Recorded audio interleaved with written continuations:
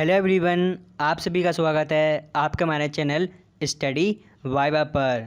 दोस्तों, इस वीडियो में हम लेकर आए एडवांस कंप्यूटर सामान्य ज्ञान महत्वपूर्ण प्रश्न पार्ट 3। दोस्तों, इससे पहले भी हम पार्ट 1 और पार्ट 2 ला चुके हैं, जो आप वीडियो के आई बटन पर क्लिक करके देख सकते हैं। दोस्तों, इस वीडियो में हमने काफ़ी महत्वपूर्ण प्रश्नोत्तर तैयार किए हैं, जो आपके CPCD एग्ज़ाम या फिर CCC एग्ज़ाम या फिर आदि गवर्नमेंट एग्ज़ाम के लिए काफ़ी महत्वपूर्ण हैं। चलिए दोस्तों, देखते हैं किस प्रकार से दिए गए हैं और आप भी इस वीडियो के साथ इन प्रश्नों के उत्तर ज़रूर दें। क्वेश्चन नंबर 1, किसे उच्च परिभाषा वीडियो की रिकॉर्डिंग प्ले करने और बड़ी मात्रा में डेटा संग्रहित करने के लिए विकसित किया गया था। यानी कि दोस्तों यहाँ पे बताना है वीडियो प्ले करने या फिर बड़ी मात्रा में डेटा को स्टोर करने के लिए उपयोग किया गया था। तो बताइए इसका सही उत्तर क्या होगा। दोस्तों यहाँ पे आप चारों ऑप्शन ढंग से पढ़ लीजिए, आपको इसका आंसर जल्दी मिल जाएगा। इसका सही आंसर है ऑप्शन सी, ब्लू रे डिस्क का उपयोग किया गया था बड़ी मात्रा में डेटा को स्टोर करने और वीडियो को प्ले करने के लिए। अगला क्वेश्चन देख लेते हैं। सभी कंप्यूटर जो इंटरनेट से जुड़े हैं, जहाँ तक कि आपके घर के कंप्यूटर भी, तो बताइए वह एक विकल्प का हिस्सा है। तो बताइए वह किसका हिस्सा होते हैं जो हमारे सभी कंप्यूटर इंटरनेट से जुड़े होते हैं। इसका सही आंसर है ऑप्शन डी, यानी कि दोस्तों वह नेटवर्क से जुड़े होते हैं। अगला क्वेश्चन देख लेते हैं। कंप्यूटर शब्दावली में MIPS का क्या अर्थ है। दोस्तों यहाँ पे बताना है MIPS का फुल फॉर्म क्या होगा। इसका सही आंसर है ऑप्शन बी, मिलियन इंस्ट्रक्शन पर सेकंड होता है MIPS का फुल फॉर्म। अगला क्वेश्चन देख लेते हैं। निम्न में से कौन सा हार्डवेयर है जो सॉफ्टवेयर नहीं है। दोस्तों इन चार ऑप्शन बताना है वह कौन सा एक हार्डवेयर है और वह सॉफ्टवेयर नहीं है। पढ़ लीजिए अच्छे से, इसका आंसर आपको जल्दी मिल जाएगा। तो दोस्तों यहाँ पे देख लेते हैं। ऑपरेटिंग सिस्टम एक प्रकार का सॉफ्टवेयर है। स्काइप यह भी एक प्रकार का वीडियो कॉन्फ्रेंसिंग के लिए सॉफ्टवेयर है। एक एंटीवायरस, दोस्तों यह एक एंटीवायरस भी एक प्रकार का सॉफ्टवेयर होता है। और दोस्तों यहाँ पे जो कंट्रोल यूनिट है वह एक प्रकार का हार्डवेयर होता है, कंट्रोल यूनिट यानी कि CPU। अगला क्वेश्चन देख लेते हैं। मुद्रण यानी कि प्रिंटिंग के विकास के लिए निम्नलिखित में से कौन सी तकनीक आवश्यक थी। दोस्तों यहाँ पे बताइए प्रिंटिंग के लिए कौन सी तकनीक विकास के लिए आवश्यक थी। दोस्तों यहाँ पे लिखित भाषा ये भी आवश्यक थी और कागज़ ये भी आवश्यक था और स्याही ये भी आवश्यक था, यानी कि प्रिंटिंग के विकास के लिए। और दोस्तों ऊपर के सभी विकल्प यानी कि हमारे शामिल हैं प्रिंटिंग के विकास के लिए। तो इसका आंसर होगा ऑप्शन डी। अगला क्वेश्चन देख लेते हैं। IBM 360 और IBM 370 कंप्यूटर से संबंधित हैं। दोस्तों यहाँ पे बताइए जो IBM 360 IBM 370 कंप्यूटर्स थे वह किस पीढ़ी के कंप्यूटर थे। तो बताइए इसका सही उत्तर क्या होगा। तो दोस्तों यहाँ पे इसका आंसर है ऑप्शन डी, यानी कि दोस्तों ये तीसरी पीढ़ी के कंप्यूटर थे ये दोनों। अगला क्वेश्चन देख लेते हैं। निम्न में से कौन सा आउटपुट युक्ति नहीं है। दोस्तों इन चार ऑप्शन बताना है वह कौन सा डिवाइस है जो आउटपुट युक्ति नहीं है, यानी कि आउटपुट नहीं देता। दोस्तों यहाँ पे देख लेते हैं। ड्रम पेन प्लॉटर यह आउटपुट डिवाइस है और CRT मॉनिटर यह भी आउटपुट डिवाइस है और डिजिटल कैमरा दोस्तों यह आउटपुट डिवाइस नहीं है, यह इनपुट डिवाइस है। और दोस्तों जो ईयरफोन्स होती है वह भी आउटपुट डिवाइस होती है। अगला क्वेश्चन देख लेते हैं। स्क्रीन पर डिस्प्ले किए गए पिक्सल्स की संख्या को कहते हैं। दोस्तों यहाँ पे बताइए स्क्रीन पर पिक्सल्स आते हैं उनको क्या कहते हैं। बताइए इसका उत्तर काफ़ी आसान है दोस्तों। उसे कहते हैं ऑप्शन बी, उसे कहते हैं दोस्तों रिजोल्यूशन कहते हैं पिक्सेल को। अगला क्वेश्चन देख लेते हैं।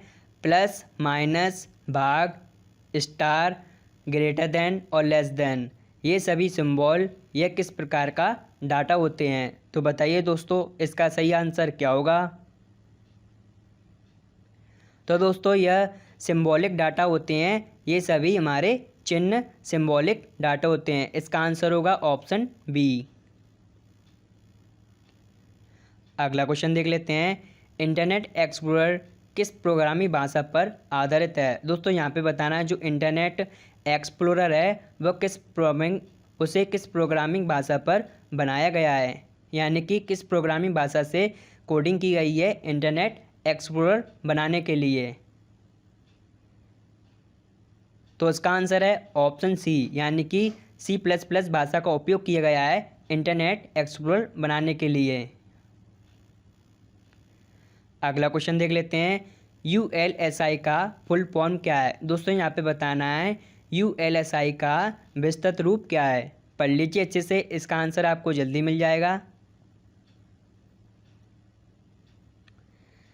इसका सही आंसर है option B, ultra large scale integration होता है ULSI का फुल फॉर्म।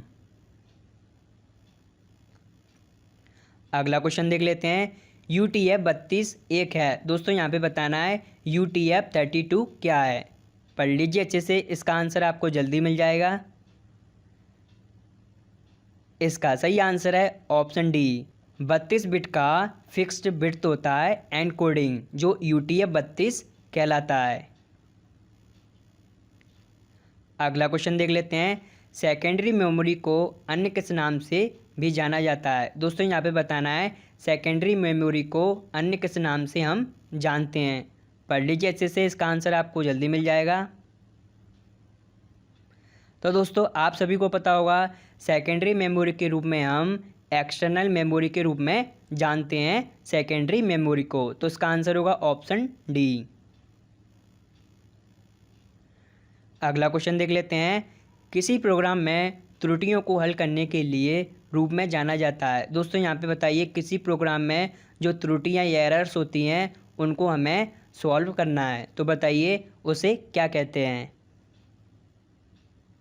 तो दोस्तों आप सभी इसका उत्तर जानते होंगे, इसे कहते हैं ऑप्शन डी, यानी कि डीबगिंग कहते हैं। जो हमारी त्रुटियाँ या एरर्स होती हैं उनको सही करने के लिए डीबगिंग कहा जाता है। अगला क्वेश्चन देख लेते हैं। विशिष्ट कंप्यूटर के आर्किटेक्चर और हार्डवेयर से संबंधित निम्न में से कौन सी एक भाषा है? दोस्तों जो आर्किटेक्चर कंप्यूटर का आर्किटेक्चर होता है और हार्डवेयर होते हैं उनको बनाने के लिए किस भाषा का उपयोग किया जाता है? तो दोस्तों इसका आंसर होगा ऑप्शन डी, यानी कि निम्न स्तरीय भाषा या फिर लो लेवल लैंग्वेज का उपयोग किया जाता है कंप्यूटर के आर्किटेक्चर और हार्डवेयर बनाने के लिए। अगला क्वेश्चन देख लेते हैं। विंडोज़ 10 में विंडोज़ डिफेंडर क्या है? दोस्तों यहाँ पे बताना जो विंडोज़ 10 है उसमें विंडोज़ डिफेंडर क्या होता है। पढ़ लीजिए अच्छे से, इसका आंसर आपको जल्दी मिल जाएगा। इसमें एक वेब ब्राउज़र होता है या फिर एक एंटीवायरस होता है या फिर वर्ड प्रोसेसर होता है या फिर डिजिटल असिस्टेंट होता है। तो बताइए विंडो डिफेंडर क्या होता है? इसका सही आंसर है ऑप्शन बी, एक एंटीवायरस होता है जो हमारे विंडो 10 में डिफ़ॉल्ट रूप से आता है, विंडोज़ डिफेंडर। अगला क्वेश्चन देख लेते हैं। जीमेल के माध्यम से हम संदेश के रूप में क्या नहीं भेज सकते? दोस्तों इन चार ऑप्शन बताना है। हम जीमेल के द्वारा जो मेल करते हैं उसे संदेश के रूप में नहीं भेज सकते, तो बताइए इन चार ऑप्शन में किसे नहीं भेज सकते हम? तो दोस्तों यहाँ पे हम फाइल भी भेज सकते हैं, बिन फाइल भी भेज सकते हैं और वीडियो फाइल भी भेज सकते हैं। तो इसका आंसर होगा ऑप्शन ए, यानी कि दोस्तों हम डायरेक्ट फोल्डर नहीं भेज सकते हैं जीमेल के माध्यम से संदेश के रूप में। नेक्स्ट क्वेश्चन देख लेते हैं, प्लॉटर का आविष्कार किसने किया था। दोस्तों यहाँ पे बताना है प्लॉटर की खोज किस व्यक्ति के द्वारा की गई थी। बताइए इसका आंसर, काफ़ी महत्वपूर्ण प्रश्न है यह। इसका सही आंसर है ऑप्शन ए, रेमिंगटन रेंट के द्वारा प्लॉटर की खोज हुई थी। दोस्तों यहाँ पे प्लॉटर एक प्रकार का आउटपुट डिवाइस है जिसके द्वारा ग्राफिकल रूप से या फिर वेक्टर रूप से या बड़े पैमाने पर मानचित्र का प्रिंट आउट लिया जाता है प्लॉटर के द्वारा। अगला क्वेश्चन देख लेते हैं, टास्क बार में खुले कार्यक्रमों को एरोफ्लिप 3D रूप में स्विच करने की शॉर्टकट की क्या है। दोस्तों यहाँ पे जो टास्क बार में हमारे कुछ प्रोग्राम खुले हुए हैं यानी कि कुछ विंडोज़ खुली हुई हैं, उनको हम 3D रूप में स्विच करना चाहते हैं, तो बताइए कौन सी शॉर्टकट की का उपयोग करेंगे।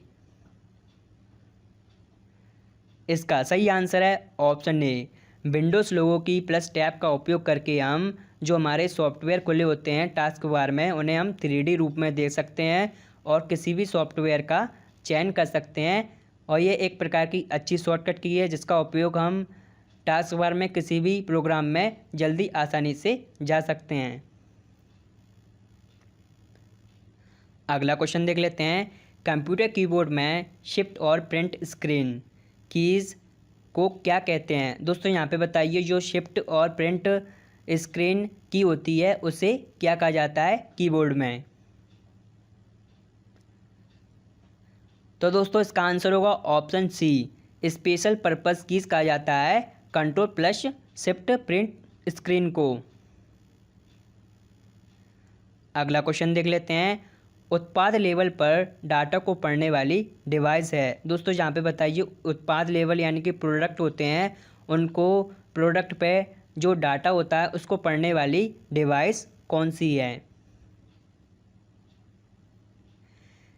तो दोस्तों आप सभी इसका उत्तर जानते होंगे, इसका सही आंसर है option C, bar code reader के द्वारा जो प्रोडक्ट पे बार कोड डाला रहता है उसको रीड किया जाता है बार कोड रीडर के द्वारा।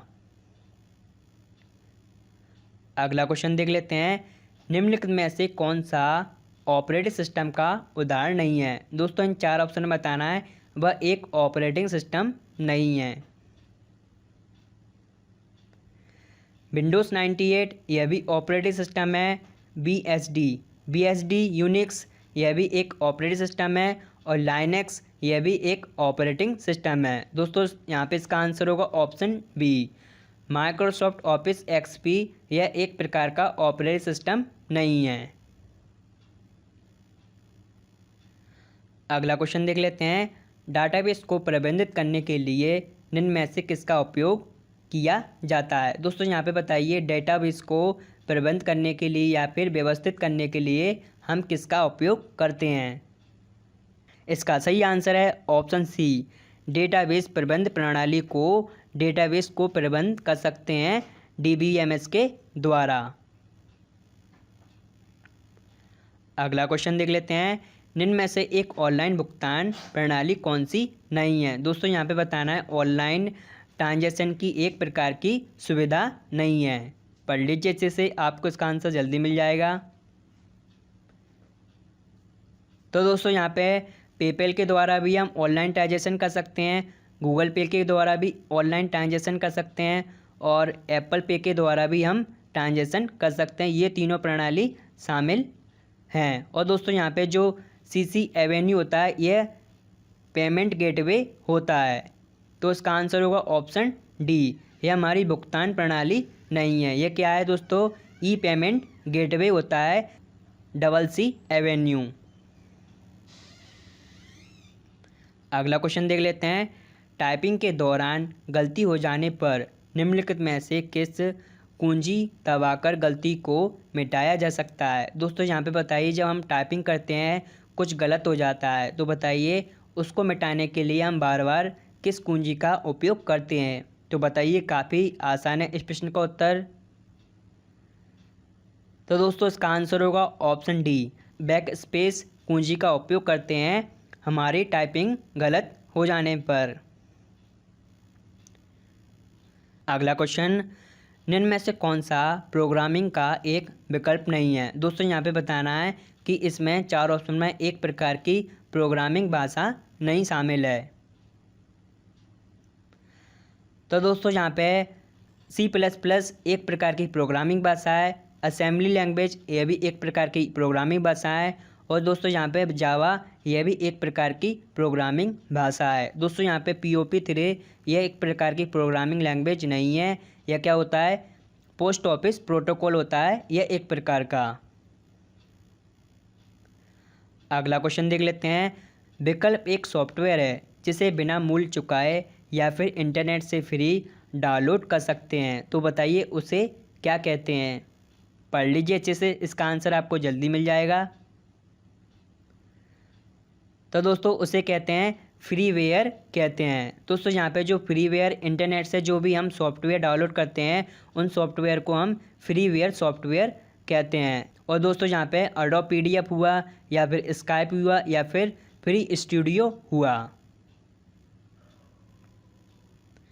अगला क्वेश्चन देख लेते हैं।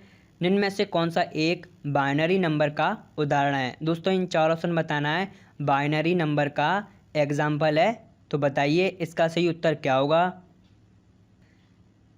इसका सही आंसर है ऑप्शन डी 100101। यह एक बाइनरी नंबर का उदाहरण है।